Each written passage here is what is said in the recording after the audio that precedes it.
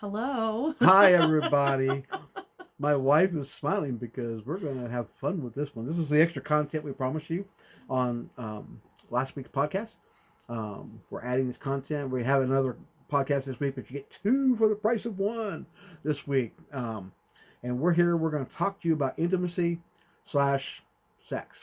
Um, Not the same thing, um, but you can't have sex without intimacy. If you are, then you're missing a boat.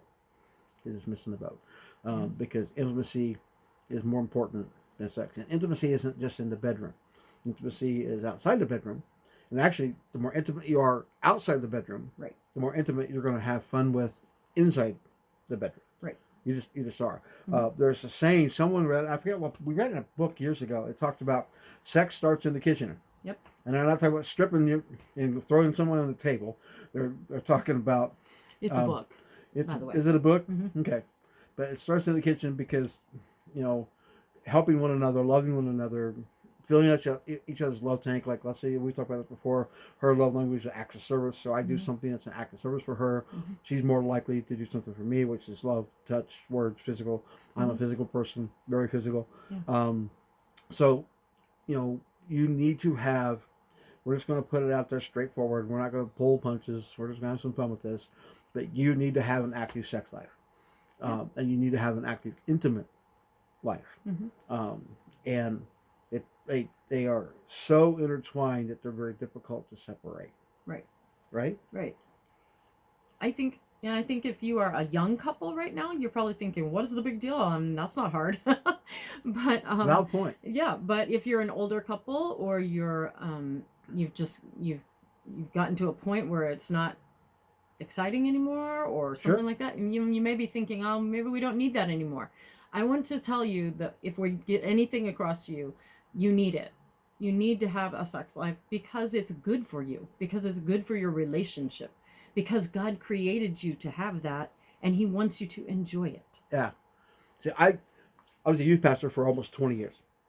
And one of the hottest topics that every kid from 12 to 20 wanted to know was about sex. And I did not back down from that as a youth pastor. We had that conversation. And I let them know it was my term, not I don't know anybody else has used the term, don't care. Is God is not a cosmic killjoy. Right. God created sex. He created it to be fun and enjoyable. The scripture says that the marriage bed is undefiled. What that means is you can do pretty much anything you want together as husband and wife in your marriage bed. There are a few things that are prohibited biblically. Sodomy, bestiality. There's a couple other things that really don't apply to marriage, but just to anything. But those are some things that are not allowed.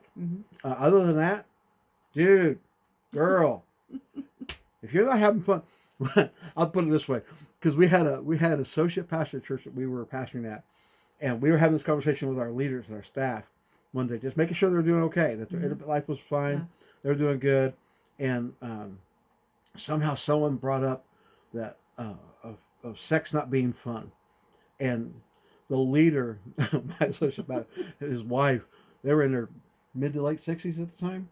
Yeah. Somewhere around there. And she was so blunt and so straight. Goes, well, if you're not having fun, you ain't doing it right. And I'm like, get him, girl, go ahead. And so I would tell you, if you're not having fun, you're not doing it right. If you're not having a good time in bed with your spouse, you're not doing it right. And I'm also going to tell you that the world tells you need all these extra things to be intimate, to have great sex life. And you don't. You don't need the sex toys. You don't need the pornography. You don't need all the things to enhance your sex life. God made you in such a way, and he made your spouse in such a way that if the two of you will engage in intimacy, in your sexual activity, you don't need anything else but you. Right. Don't buy the lie. Right. Don't buy the lie. Right. And sex has great benefits. My wife has a list of benefits over here. She told me to stay on topic because she's afraid I'm going to say something I shouldn't say. And look, she's shaking her head. For those of you on the podcast can't see it, she's shaking her head at me like, you're telling on me. But she knows me. I don't care. No. I don't care about I'm not going to be pornographic. I'm not going to be graphic. But I also, if the church and Christians can't teach very forthrightly about sex and a sex life and an active sex life and a way to have it and to do it, then we're missing the boat. Right. We should be the ones that people come to. How you doing that? And how's that going? What did you do? We should be the ones that are the example for other people. We shouldn't be running to the world to get their help. They should be running to us to get our help. And all the things, I'm going to tell you right now, all the things that they do that are worldly, all the things, and it's a $1 trillion industry out there, the sex industry. It's all based on lies. And the reason it works and they make so much money is because they prey on your insecurity. Yeah. They prey on false images, and they prey on things that actually don't matter. Right. But they make you think it matters, and they do not. Right. So back to benefits. God knew what he was doing. Absolutely. God knew what he was doing. Imagine that. God knew what he was doing when he said that. Okay, sex is a good thing for a married couple. He knew what he was doing. It is. It lowers your stress level. In the world we live in, we need to be as a couple together and let our stress levels go down because goodness, they're awful right now. Just in the world, it's just awful right now. Yeah, So, let me jump on God knew what he's doing. I mean, just mess with your theology for a minute. Adam and Eve had sex before they fell. yeah, They were sexually involved as husband and wife before they ever fell from grace. right. So sex was not the forbidden fruit. No. And that's another lie the world promotes. Sex Yeah. is the forbidden fruit. It's not. It's a fruit that God said, enjoy, have fun. Right. And they were having fun with that before they messed up. Right. Before they ate from the tree of the knowledge of good and evil. That was the forbidden fruit, not the actual act of sex and intimacy. No. God created them to have intimacy. God created them. So I'm going to mess with your theology. They had sex before they got kicked out of Eden. So back to sex benefits. You gonna let me get through these? Maybe. Okay. So I'm going to jump in on number one just so you know as you start. All right. Well, I'm not gonna get there yet. I'm coming back to that. So lowers your stress. Sex also makes you have a better mood. It improves your sleep. It actually boosts your immune system. It strengthens your connection with one another. And it strengthens your commitment to one another. Yeah. Sex can actually give you confidence because of all the good things it makes happen in your body and your mind and everything. It's really a good thing. God created sex to be a good thing. Yeah. The last thing that he wants to jump in on then is it also is lowering the divorce rate. When people are married and they have good regular sex time together, then it lowers the divorce rate. Or it can increase the divorce rate if you're having sex with the wrong person. Yes. You have to stay in your marriage. Yeah, I'm just telling you. Yeah. If you're like if you're messing around, you're doing things outside of the confines of marriage, and you're like, well, my sex life isn't exciting, but my sex life over here is very exciting. You need to stop. Yeah. And you need to go back to your first love. Yeah. And you need to let that be exciting. It's a mental thing as much as it is a physical thing. Yes. Because because we even still today we create atmospheres that create anticipation for when we're going to be intimate together, have sex together. Music, candles, lighting, dinner, going out, dancing, whatever. And I don't even dance, but I will for her. But I'm not a dancer. I don't like to dance, but I will for her. And we set tones, we set moods, we set atmosphere. There's nothing wrong with that. She may wear lingerie that she wouldn't wear on a regular basis for me. Nothing weird and strange, but she makes herself up for me, and she goes out of her way to be alluring to me. I try to do the same thing for her, but I just don't get it from my perspective. I try to, but we set, I'll set the mood. We'll do all sorts of things. I may go out and rent a hotel room for just the night, for one night, simply to be away from everybody, simply to have a night of intimacy with my wife in a place, not just in our normal everyday routine in our bed. Right. Even though that's great. Yeah. And as you're developing your sex life with each other, Mm-hmm. you need to learn the needs and demands that each of you have. Yeah. I need more intimacy Mm-hmm. than my wife does. Mm-hmm. I want it more often, Mm-hmm. and I want it to last longer. Mm-hmm. You know, Yeah. she she's like, okay, I got 30 minutes. Like, no, we need the next 3 hours. You know, and we don't necessarily have to be doing something in the whole 3 hours, but I just want my time with her. Yeah. You know, I want And to, that goes back with to her. his time love language too. So Yeah. you know, you have to kind of identify who each other are Yeah. and know how to satisfy that need in there. Yeah. And so it can lower the divorce rate as long as you're putting effort into it. Right. Yep. Better mood. I love that one. It gives you a better Gives mood. you a better mood, you know? How can it not? Well, if you're having sex with your spouse and you come out of it mad, you did something wrong. yeah, that's not good. you Not did good. something not right. So Yeah. I'm looking at the better sleep. I'm getting older, so we have time together, and I'm out for a while. And by the way, that's a chemical reaction. Thank Yeah. you for some people who've taught that and Mm-hmm. said they gave me the out. I'm like, woo, now I'll still snuggle with her afterwards, and we'll cuddle and love. But it's not long, and I'm gone to the world for a little while, but it's okay, it's all right. But it does all the things that she just said, all the things, all these benefits, because God gives you benefits in the things that He designed for you. Yeah, definitely. I think that I'm the female, the mom in the family, and so coming from my point of view, I'm really feeling for the young moms right now who have a lot of children or even one child.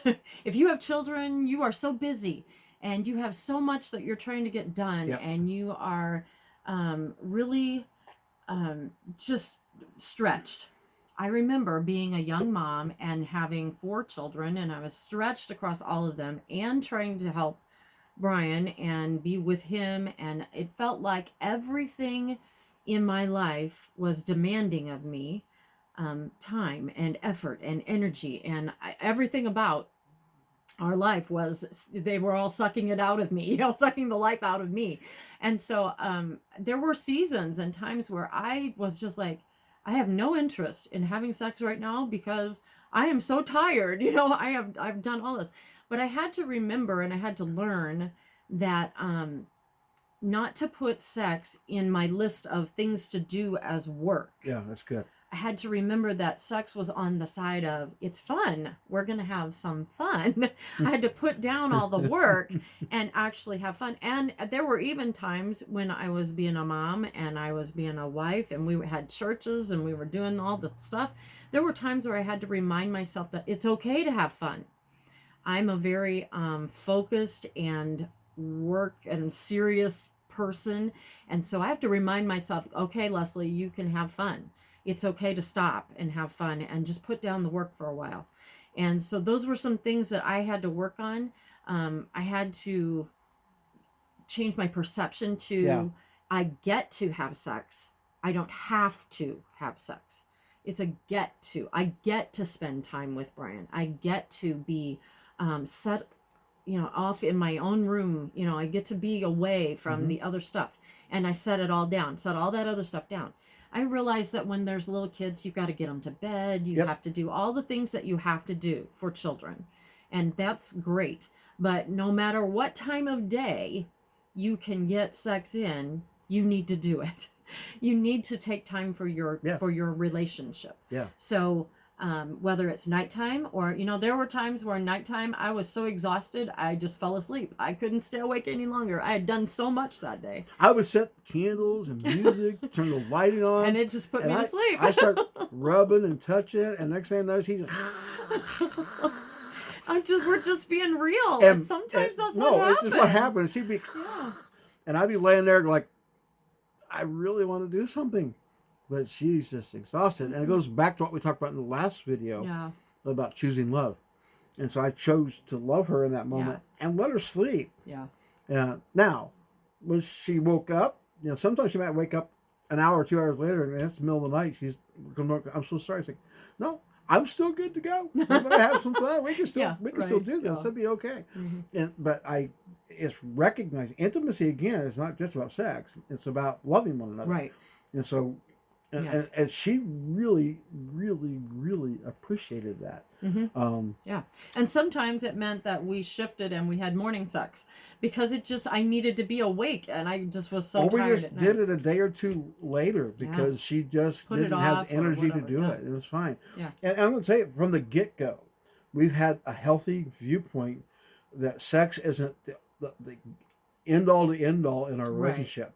Right. On our wedding day, we did the thing, we opened the gifts, we ate a couple little things, and then we left for the hotel. And then once we arrived at the hotel, what happened was, first off, they messed up my rooms.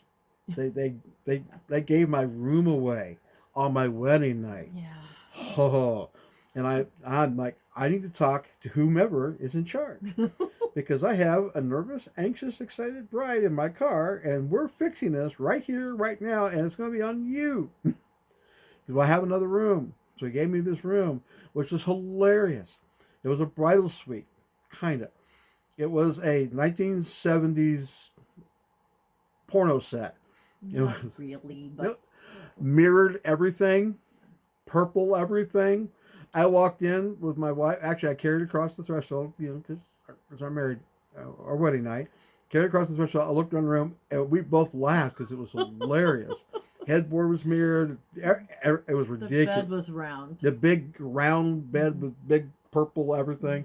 Oh my word! It's not who we are at all. No. And except she likes purple, so that was okay. That So we get there, and that tension is there because we didn't have sex before we got married, and so there was that tension of here we go, right? And I looked there because we didn't really get the chance to eat at our own reception because we were talking to people, opening gifts. We got a little bit of cake and maybe a few carrot sticks and some nuts maybe. Yeah. I looked there and I said, I'm starving. Are you hungry? She said, oh my gosh, yes. I said, great, let's go eat. We can do this the rest of our life. Right. And I really did it not even so much choosing love. I was just hungry. Just being honest. And so we had a nice meal. We ate well, and we came back. Well, what that did... No, I think that was a way he was honoring me also. It was. He was trying to prove to me that it wasn't about sex. It was about us. Right. It was about us having a relationship together that was not just all he wanted was sex. He wanted to have me and have me be happy and loved and cherished. Yeah. And so it was really important. And we did that. And it set the atmosphere and the tone for the rest of our marriage. That I want her, not it. Mm-hmm. There's a difference, and she was my priority. Sex was not. Now, don't get me wrong. I wanted her sexually right here, right now, in this room. Let's make this thing happen. That I was, first time. Let's go, team. She's laughing at me. Yeah. But seriously, but we set the tone that was correct. Mm-hmm. That's that way.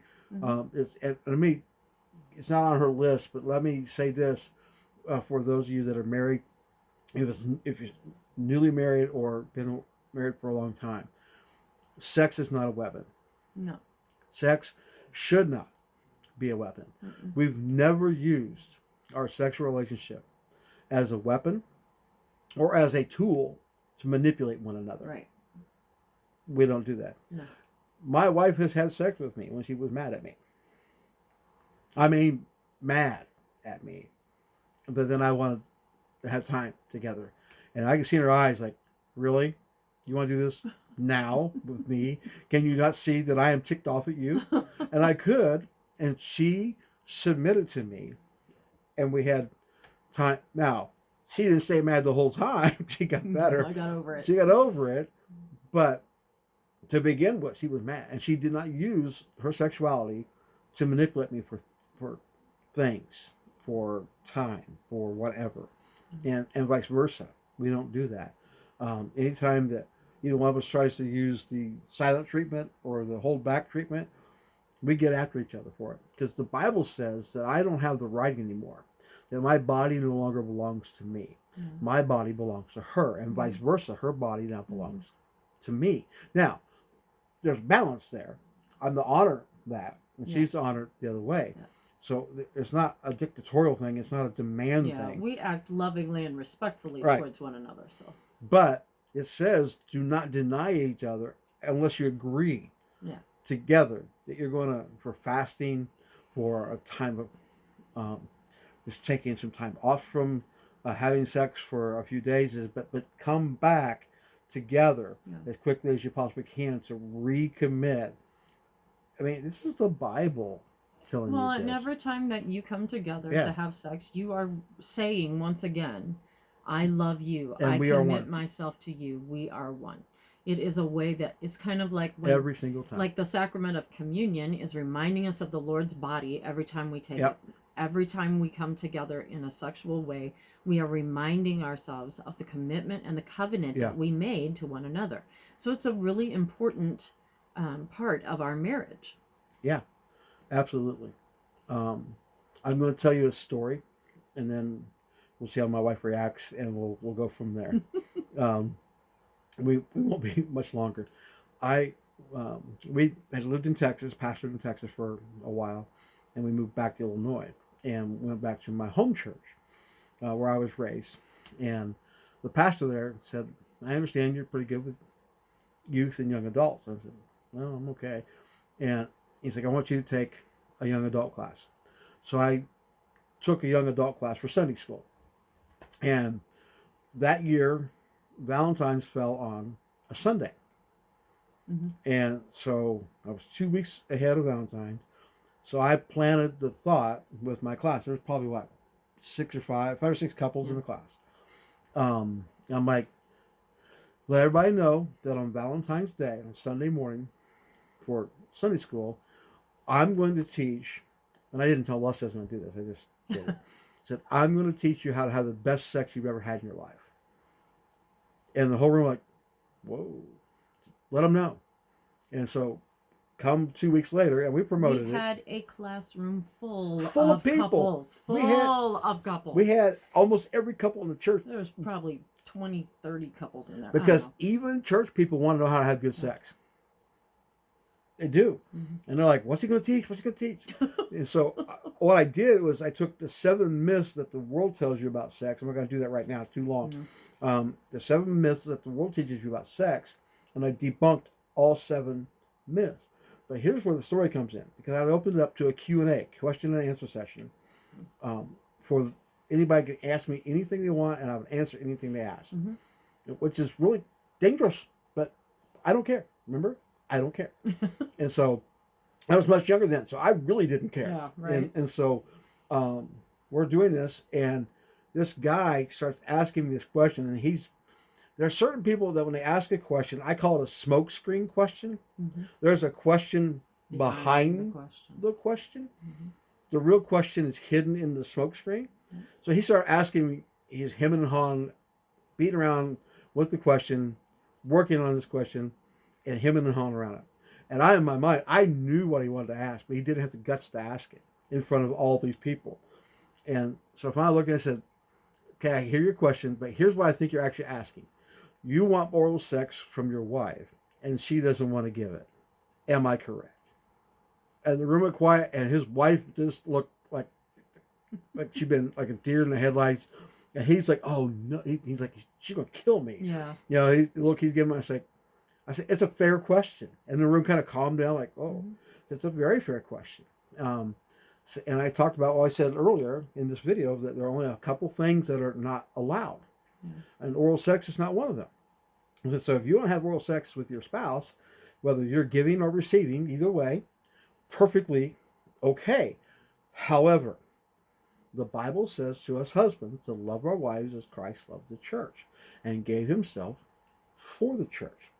So if your wife does not want to do that, and she finds it ugly, nasty, dirty, even if it's just mental, whatever, and she doesn't want to participate in that, then you really don't have the right to force her to do that. So now, you can work on it where you guys, it gets to become something that's more pleasurable for the two of you, and you can have fun with it. But the best part though is this guy was sitting next to me, he's one of my buddies, and I went to answer the question. He looked at me. He backed up like 8 feet. He's like, I wouldn't touch that question with a 10-foot pole. And then, but I dealt with it very forthrightly, very openly. Gave the balance of it's legitimately available for both of you to enjoy. However, if one of you does not enjoy that, if one of you says no to that, then now you're looking at choosing love and showing love by being considerate to the other person. And not doing what they don't want to do, and not forcing it on them or trying to manipulate them over the next 6 weeks. You know, we were in that class and he said we can. Why won't? I mean, no. And I even addressed that. Said and said you don't. None of our business if you ever do or don't. Yeah. But you're allowed if you want to. Now I don't know that freed them up to go do or not go do. None of my business. But I'm going to tell you there are certain things that if your spouse says, you know, male or female, the guy, husband to wife, wife to husband, says, I really don't want to try that. I don't like that. Or maybe you try something and they're like, yeah, can we not do that again? Absolutely. We won't do that again. Communication is always the best thing in your relationship, no matter what it's about, but especially about sex. You need to communicate with one another. If you don't speak up, if you don't say something, then your spouse doesn't know. Yeah. So, I mean, and talk even while you're having sex with your spouse, talk with one another. Like, you know, and you can make it flirty, you can make it fun. You know, hey baby, do you like that? Do you like that? Tell me what you like about that. Tell me what you don't like about it. Have fun in the process, but learn. You should be. I study my wife more than anybody else. I talked to her on the last video that I'm her biggest fan, but I also study her, so I know what excites her. I know what turns her on. I know what ways I talk to her, or ways I touch her, or ways I hold her, and all those kinds of things, or things I do when she's being intimate with me, and ways I move, say, do, or be that really help her in that process. So I study that, and when she responds really favorably, like woo, and I'm like, do that again. I don't have to do it again right now, but in my mind I'm like, I'm going to remember what I did and how we did it, so that I can make sure that she is getting the greatest enjoyment and pleasure out of our sex life and out of our intimacy. And what that does, it makes her want to give me more, so that I'm enjoying as much. If I please her and take care of her, she wants to. And don't wait. This is such a communication thing. Don't be sitting there thinking, well, she needs to do that for me, or he needs to do that for me before I'm going to do it for them. No, be the initiator. Be the one who initiates. Because love is not selfish. Right. Love is kind and good. Yeah. And giving. And so, even if you don't get something back, give anyway. Yeah. Do it anyway. Yeah. And love one another. Anything else you want to add to this topic? The last thought I have is when you have seasons and times where things are not easy, or you're struggling somehow sexually, or one or the other of you isn't feeling it, or just things are not quite right, that's when you work together to work it out.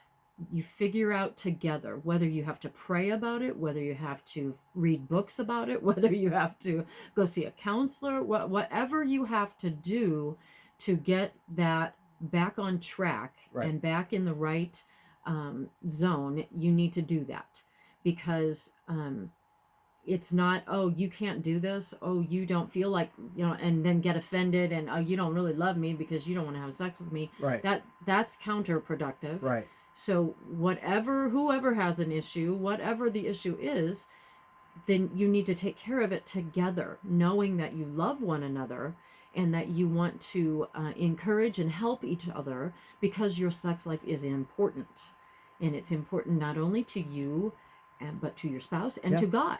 Your sex life is important to God. We started kind of there, and I want to kind of bring it back there. God made sex. He said it's a good thing. He gave it all kinds of benefits. He's brought you two together so that you can be married. And not only do you reproduce that way, but you keep your love reproducing that way. It's really good. Just one to another. And so it's really important. Be sure you work together That's on awesome. any issues you have and help one another. That's what I have to say about that. That's it. That's it. So that's a wrap. That's a wrap. I don't know about you, but I'm getting off of here. I'm gonna go see if I can talk her into doing some things. She's laughing because she knows I might. And so we hope that inspires you. We hope it motivates you. We hope it helps you.